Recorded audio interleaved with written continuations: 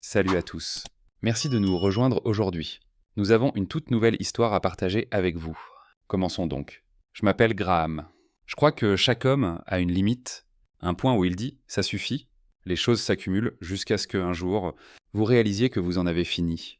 Pour moi, ce moment est arrivé quand ma petite amie, Cecilia, a décidé de partir en voyage entre filles sans me le dire. C'était la goutte d'eau qui a fait déborder le vase. Elle n'a jamais pensé que je partirais. Elle supposait que je resterais là, à encaisser comme je l'avais fait pendant des mois. Je sais que cela peut sembler drastique. Et peut-être que ça l'aurait été si c'était le premier problème que nous avions eu. Mais ce n'était pas le cas. Loin de là. Pour que vous compreniez comment j'en suis arrivé là, pourquoi j'ai choisi de partir sans prévenir. Je dois vous ramener au début de tout cela. Parce que ça ne s'est pas produit du jour au lendemain. Voici donc toute l'histoire. Cécilia et moi étions ensemble depuis un peu plus de 5 ans, dès le début. J'ai été clair avec elle sur une chose essentielle. Je n'étais pas intéressé par un mariage légal. Ma raison n'était pas une peur de l'engagement, comme les gens le supposent souvent. C'était plus profond que ça. J'ai vu trop de situations tourner mal. Et ça empire toujours quand le système juridique s'en mêle, les tribunaux de divorce. Les avocats, la paperasse, les batailles interminables. Ça devient un désastre. Je ne voulais pas ce genre d'interférence de tiers dans ma vie personnelle. Si une relation devait se terminer, je voulais qu'elle se termine avec dignité, sans convocation au tribunal ni dispute sur les biens. Au début, Cécilia a un peu résisté. Elle posait des questions, a essayé de comprendre pourquoi. Elle a avancé quelques arguments sur l'engagement, la sécurité, l'avenir.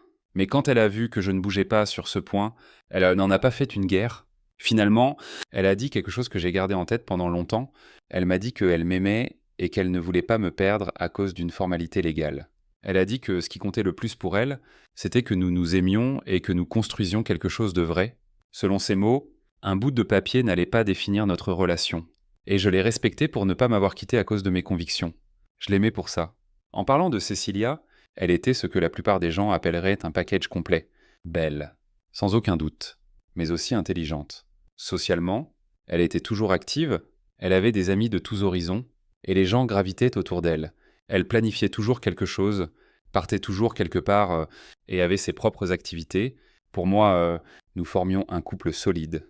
Deux personnes avec des points de vue différents sur certaines choses, mais unis dans nos sentiments l'un pour l'autre.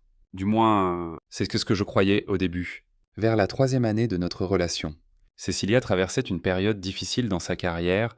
Elle était entre 2 emplois, essayant de passer de son ancien rôle à quelque chose de nouveau, et l'incertitude la stressait clairement. Elle n'était pas du genre à demander ouvertement de l'aide, mais je le voyais, elle avait besoin d'une certaine stabilité, d'un peu d'espace pour retomber sur ses pieds.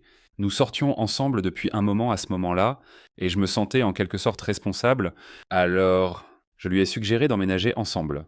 À l'époque, mon appartement n'était pas beaucoup plus spacieux, surtout pas pour 2 personnes.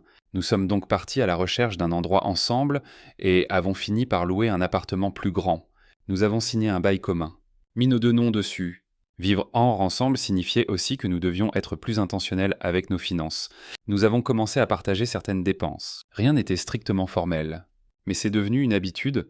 Je suis naturellement tombé dans le rôle du planificateur. Cécilia. En revanche, était plus du côté spontané. Elle aimait suivre le courant, et bien que cela puisse être amusant parfois, cela signifiait aussi que j'étais généralement celui qui s'assurait que nous ne dépensions pas trop ou que nous ne manquions pas de paiements importants. Ça ne me dérangeait pas trop. Je pensais que nous nous équilibrions simplement en surface. Tout semblait aller bien, nous avions l'impression d'être un vrai couple construisant une vie côte à côte, mais il n'a pas fallu longtemps avant que je commence à remarquer des choses, et à ce moment-là, je n'étais pas prêt à admettre que quelque chose n'allait pas. Je pensais simplement que nous nous ajustions, que nous grandissions. Il s'est avéré que j'accordais le bénéfice du doute plus souvent que je n'aurais dû. Quand nous ne vivions pas ensemble, il était plus facile de laisser couler les choses. Si elle sortait avec ses amis ou partait en week-end, je pouvais hausser les épaules, mais une fois sous le même toit, tout semblait un peu plus exposé. Je ne suis pas du genre contrôlant. Je ne lui disais pas de rester à la maison ou de changer qui elle était du jour au lendemain, mais je m'attendais à ce qu'une fois que nous ayons décidé de vivre ensemble, il y aurait un changement de priorité, une sorte d'ajustement reflétant que nous construisions une vie ensemble. Mais avec Cécilia, j'avais l'impression qu'elle n'avait jamais vraiment dépassé cette phase de célibataire endurci. Vous savez, celle où chaque week-end est réservé à des fêtes, des soirées entre filles, ou des escapades impromptues hors de la ville. Et écoutez, je comprends Les gens ont leur façon de se détendre. Et je ne suis pas contre le plaisir, mais ce n'était pas juste une chose occasionnelle. Ça commençait à devenir un schéma presque tous les week-ends. Au début, je pensais que ça ne valait pas la peine d'en parler. Mais avec le temps, ça a commencé à me ronger. Il y a une différence entre être dans une relation et vivre comme si on était célibataire avec quelqu'un d'autre dans la maison à cause de l'absence prolongée de la personne. Alors, un matin, j'ai finalement décidé de dire quelque chose. Je l'ai appelé et je lui ai dit « Écoute, je sais qu'on n'est pas mariés, mais c'est quand même une relation engagée et je ne suis pas à l'aise avec la fréquence à laquelle tu sors faire la fête ou fais tous ces week-ends entre filles. Ça ne me semble pas juste. Je pensais que si cette relation devait fonctionner, la communication devait en faire partie à son crédit. » Et elle n'a pas explosé ni ne s'est mise sur la défensive à ce moment-là. Elle a écouté calmement et après une pause, elle a dit qu'elle n'avait pas réalisé que ça me dérangeait autant, à ses yeux. Ce n'était pas si grave, mais elle a ajouté que si ça m'affectait, elle essaierait de se contrôler. Elle a dit qu'elle m'aimait et qu'elle ne voulait pas que je me sente relégué au second plan par rapport à une bonne soirée. Et je l'ai cru, je me souviens savoir pensé, d'accord, peut-être que nous venons de surmonter notre première vraie épreuve, mais nous l'avons gérée comme des adultes. Pendant un moment après ça, je me suis senti rassuré. Et cela m'a donné l'espoir que nous étions finalement sur la même longueur d'onde. Les mois suivants ont semblé paisibles. Nous avions nos petits malentendus habituels, mais rien de majeur. Juste les trucs normaux de couple, ce n'était pas parfait. Mais j'avais l'impression que nous avions trouvé un rythme. Je me souviens savoir pensé « Ok, peut-être que ça pourrait vraiment durer, mais c'est drôle avec la paix, c'est souvent le calme avant la tempête. » Un peu plus de 2 ans après cette nouvelle phase, les choses ont recommencé à mal tourner. Le tournant pour moi a été notre compte joint. Depuis que nous avions emménagé ensemble, nous avions décidé de partager les finances à un certain degré. Nous avions chacun un compte personnel, mais nous avions aussi un compte joint pour le loyer, les courses, les factures, les trucs partagés de base. Nous avions convenu d'être transparents à ce sujet. Mais un jour, je vérifiais le relevé bancaire, juste pour mon contrôle habituel de fin de mois, et j'ai remarqué quelque chose d'étrange. Il y avait des dépenses qui ne correspondaient pas à ce que Cécilia m'avait dit. Elle avait dit qu'elle partait en week-end pour rendre visite à sa famille. Mais certaines transactions avaient été effectuées dans une zone complètement différente, loin de chez sa famille. Et ça n'avait aucun sens par rapport à ce qu'elle m'avait dit, je n'en ai pas parlé. Mais laisser couler n'a pas fait disparaître le sentiment. En fait, plus j'y pensais, plus ça me rongeait. Je ne voulais pas croire que nous dérapions à nouveau, mais le soupçon grandissait. Un samedi, j'avais le week-end de libre. Alors j'étais à la maison. Cécilia avait invité quelques amis chez nous. Ce n'était pas inhabituel. Elles étaient toutes assises dans le salon pendant que j'étais dans la chambre avec la porte légèrement entr'ouverte. J'ai entendu leur conversation par hasard. Elles riaient, parlaient d'applications de rencontres et de relations. Puis j'ai entendu Cécilia dire « Honnêtement, je suis pratiquement célibataire. » En entendant ces mots, je me suis figé. Il y a eu des rires, comme si c'était une blague. Peut-être que pour elle, ça l'était. Mais pour moi, ça ne l'était pas. Je n'ai rien dit tout de suite. J'ai laissé la journée se poursuivre. Ses amies sont restées encore 1 heure environ. Et quand elles sont parties, et qu'elle est entrée dans la chambre, je lui ai demandé calmement « Hé, qu'est-ce que tu voulais dire tout à l'heure quand tu as dit que tu étais pratiquement célibataire ?» Elle a levé les yeux au ciel et a dit « Mon Dieu, t'es tellement sensible ces derniers temps. » Cette réponse m'a tout dit. C'était ainsi qu'elle voyait notre relation. Cette nuit-là, je n'ai pas discuté. À partir de ce moment, c'était comme si nous ne pouvions plus avoir une simple conversation sans que ça tourne à une dispute complète. Peu importe la prudence avec laquelle je choisissais mes mots ou mon calme, si j'évoquais quelque chose qui me dérangeait, elle devenait soit défensive, comme si je l'attaquais, soit sarcastique, comme si j'étais dramatique. Parfois, elle renversait même la situation et faisait comme si j'étais le problème pour en faire toute une histoire. Et à moi, il n'y avait pas de vraie résolution, juste une tension qui ne disparaissait jamais vraiment. Le pire, plus nous nous disputions, plus elle faisait exactement ce dont nous avions déjà parlé. On aurait presque dit que c'était intentionnel, comme si elle voulait prouver quelque chose ou me punir d'avoir parlé.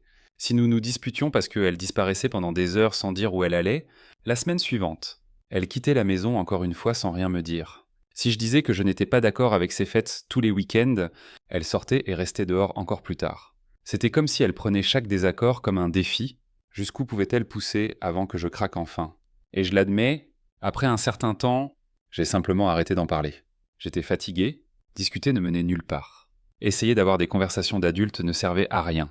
Alors, j'ai commencé à tout garder pour moi, pensant que si je ne poussais pas trop, elle verrait l'effort et viendrait à mi-chemin. Mais c'était une erreur. Ne rien dire n'a pas maintenu la paix. Ça lui a juste donné plus de liberté pour faire ce qu'elle voulait sans conséquence.